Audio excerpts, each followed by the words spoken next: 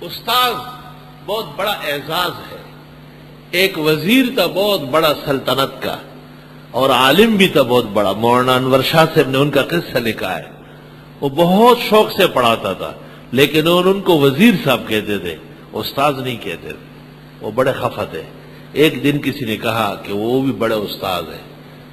اس نے سن لیا تو پورے شہر کی دعوت کر لی اس شکریہ میں کہ آج مجھے لوگوں نے استاد کہا ہے. سبحان اللہ. سمجھ گئے بات؟ خاک سب نے. استاد کی اتنی عزت تھی کہ ناصر الدین بلبن کا ایک بچہ تھا. یہ قاریان واریان تو آپ کو پتہ ہے نا، اللہ ان سے محفوظ رکھے. کسی کو سر پہ مارا، شہزادے کو انتقال کر گیا. سلطان کو پتہ چلا، چٹ پٹ آیا اور اس استاذ کو کہا کہ میں یہاں بیٹھا ہوا ہوں، آپ بھاگے، سلطنت سے نکلے. اگر اس کے ماموں کو اور چچاؤں کو پتہ چلے تو میں چھڑا نہیں سکوں گا. بیٹا مرا پڑا ہے، استاذ کی فکر ہے کہ اس کی بےزتی نہ ہو جائے. انگریز نے جب ہندوستان میں قدم رکھا، اس کو بہت مشکلات پیش آئی کہ یہاں علماء کی بڑی آؤ بگت تھی. استاد جی اور استاد جی، استاد صاحب، ان کے خلاف انگریزی آرڈر چلتا نہیں تھا کہ استاد کے خلاف کوئی یہ باتیں کرتا ہے. اس دور میں ایک شخص یہ گھاس واس بیچتا ہے، ہمارے بھینسوں کے باڑے کے لیے بھی گھاس جاتی ہے. تو اس کو کبھی ہم نے کہا کہ آپ یہاں آئے بل لینے. اس نے کہا نہ، استاذ کے پاس پیسوں کے لیے کبھی نہیں آئیں گے، مر جائیں گے. استاذ کے پاس چائے پینے آئیں گے، دعائیں لینے. اس 15ویں صدی میں ایک شخص اس کنڈیشن کا مومن موجود ہے کہ استاذ سے کوئی پیسے مانگتا ہے، استاذ کو پیسے دیتے ہیں.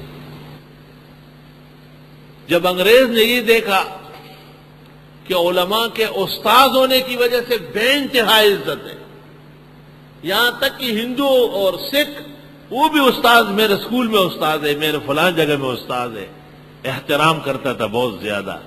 تو انگریز نے کہا اب اس استاذ کو ہلکا کرنا ہے. کہ استاذ کا لباس کیسا ہے؟ کہ سر پر پگڑی ہوتی. تو انہوں نے کہا بینک کے چوکیداروں کو اور ملازمین کو کہا، بینڈ باجے والوں کو کہا، ڈیننکار والوں کو کہا کہ تمہارے لیے بھی ضروری ہے کہ آپ پگڑیاں باندھ دیں. یہ دیکھیں، پگڑیاں باندھ دیں. تو ہندوستان کے علماء ڈر گئے، انہوں نے پگڑیاں اتار کے ٹوپیاں رکھی. لیکن سرحد کے، افغانستان کے، بلوچستان کے، وزیرستان کے وہ نہیں ڈرے. انہوں نے کہا اگرچہ بت ہے جماعت کے آستینوں میں، مجھے ہے حکم ازا لا الہ الا اللہ. اور پھر گلکار کو، دیوار بنانے والے کو، فرش بنانے والے کو، کنواں کھودنے والے کو، ٹرک چلانے والے کو استاد خیریت ہے، استاد خیریت. یہ وہ مولاناؤں کی بے عزتی کے لیے یہ کس بات کا استاد ہے؟ استنجا کرنا جانتا نہیں، استاد بنا ہوا. یہ کون سا استاد ہے؟ اور اب باقاعدہ ہیروئن کا جو بڑا لیڈر ہوتا ہے، چرسیوں کے ہاں جو سب سے بڑا چرسی خانہ چلاتا ہے، آپ کو پتہ ہے اس کو پیر صاحب کہتے ہیں. وہ پیر کہلاتا ہے، پیر صاحب. یہ اصطلاحات کو ذلیل کرنے کے لیے ہلکا کر، یہ سازش ہے، بہت بڑی سازش. جب یہ سارے حربے استعمال ہوئے کچھ بھی نہیں بنا. صرف ایک نقصان ہو گیا کہ اسلامی نظام آنے میں دقت پیش آ گئی، لوگوں میں اجنبیت آ گئی.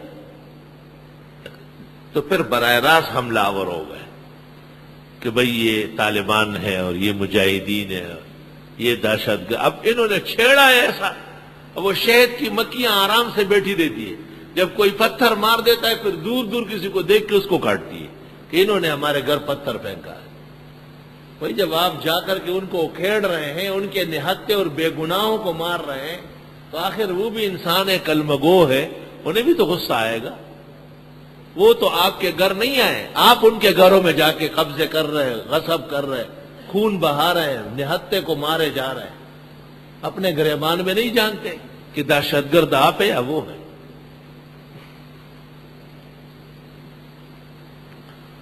استغفر اللہ.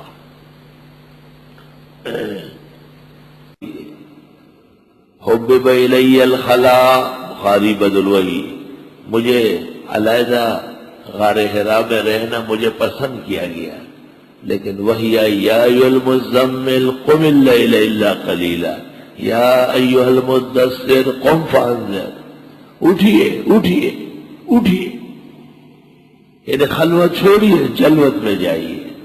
اولیاء کرام جو سچے اولیاء ہیں یہ تو دنیا دار ہے، یہ تو اولیاء نہیں ہے، یہ تو اولیاء شیطان ہے۔ جو سچے اولیاء ہے جس میں قطب غوث بدل نقی ذکی تقی موجود ہوتے ہیں، وہ سچے اولیاء وہ حالت خلوت کے ہیں، اور علماء کرام حالت جلوت کے ہیں۔ اس لیے علماء احسن حالا من الاولیاء علی الاطلاق، وہ اچھے ولی جس کو شریعت کہے کہ یہ ولی ہے، الا ان اولیاء اللہ لا خوف علیہم ولا هم یحزنون، ان پر بھی خلا کا غلبہ رہتا ہے۔ اور عالم کے لیے خلا ناممکن ہے، وہ جلا میں رہے گا، اور یہ وہ کیفیت ہے جو وحی کے بعد ہے، اور وحی آنے کے بعد نبی کا مقام بڑا ہے اس مقام سے جو وحی سے پہلے ہے۔ اس لیے عقائد کی کتابوں میں ہے العلماء احسن حالا من الاولیاء، علماء ہر حال میں علی الاطلاق بزرگان دین سے ارب و کرب و درجے افضل ہے۔ اس لیے نبی نے جب بھی کہا انما بعثت معلما، میں مولوی بن کے آیا ہوں، فضل العالم علی العابد کفضلی علی ادناکم، انما یخشی اللہ من عبادہ العلماء۔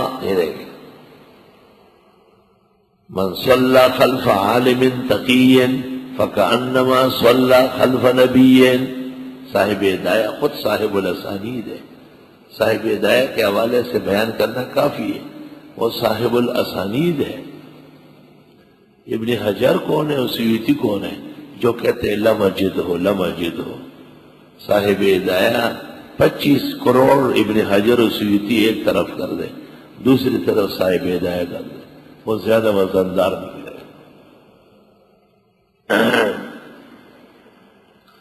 العلماء ورثۃ الانبیاء، علماء پیغمبروں کے لوگ ہیں، سبحان اللہ۔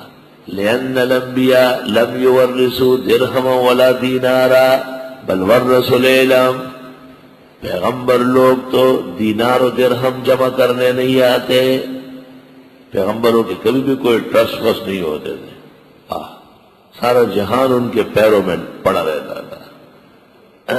بل ورثوا العلم، ان کا کام علم ہوتا تھا، اور علم سے پیر کے سر میں درد ہو جاتا ہے۔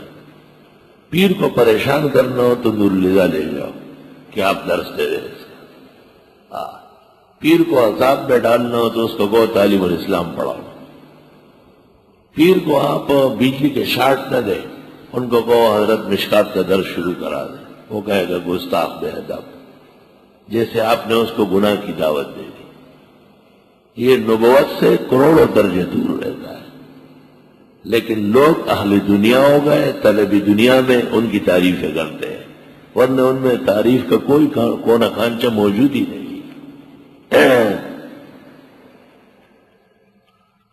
ان سے تو کروڑوں درجے محمود غزنوی سمجھدار تھا، جن کو حیرت تھی کہ علماء کیسے ورثۃ الانبیاء ہے، اور خداوند تعالیٰ نے ایک طالب علم کے اکرام کرنے سے ان کو اس کا نظارہ دکھایا۔ وَإِذَا لَقُوا الَّذِينَ آمَنُوا، اور جب یہ ملتے ہیں ایمان والوں سے، قَالُوا آمَنَّا، کہتے ہم ایمان لائے۔ جب علماء کی خدمت میں آتے ہیں، عالم لوگ تو ہمارے سر کے تاج ہیں، عالم لوگ ہی تو بس سب کچھ ہیں۔ پھر جب اپنے ہاں بیان کرتے ہیں، دیکھو بھائی کوئی عالم تو نہیں حضرت الحمدللہ، آج ذرا کھل کر بات کریں۔ دیکھیں چور جب کہیں چوری کرنے آتے، کہیں چوکی دار تو نہیں ہے، کوئی پولیس والے تو نہیں ہے، کہا آج پوری چوری کریں گے، سامان بھی بکسے بھی لے کے جائیں گے، صرف کپڑے اور سونا چاندی نہیں۔ علماء کے ہوتے ہوئے کوئی دین کی چوری نہیں کر سکتا، وہ ٹھوک دے گا اس کو، غلط کہتے یہ مسئلہ نہیں۔ مجھے تعجب ہوتا ہے کہ مولوی کیسے پیروں کو برداشت کرتا ہے، علم پر مٹی ڈال کر اور جوتا رکھ کر کے ان کو برداشت کرتا ہے۔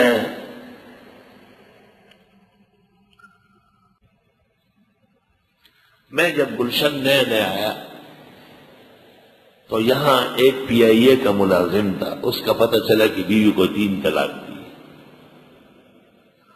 ہم نے اسے سمجھایا، بنوری ٹاؤن نے سمجھایا، دارالعلوم نے سمجھایا، تمام معتبر فقہاء نے سمجھایا جب بھی وہ گیا، لیکن محلے کے نمازیوں سے پتہ چلا کہ وہ ایسے ہی رکھ چکا ہے۔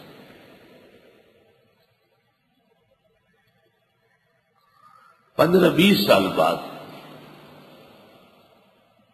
میں مہمانوں کو چھوڑنے کے لیے موتی محل کے سٹاپ پہ گیا۔ اس زمانے میں ہم ایسے ہی گھومتے پھرتے تھے۔ 2-3 مولوی صاحبان آئے تھے تو میں نے کہا چلو آپ کو مسجد میں بٹھانے کے لیے میں موتی محل گیا۔ شروع سے طالب علمی کے زمانے سے میرے سر پر پگڑی ہاتھ میں چڑھی،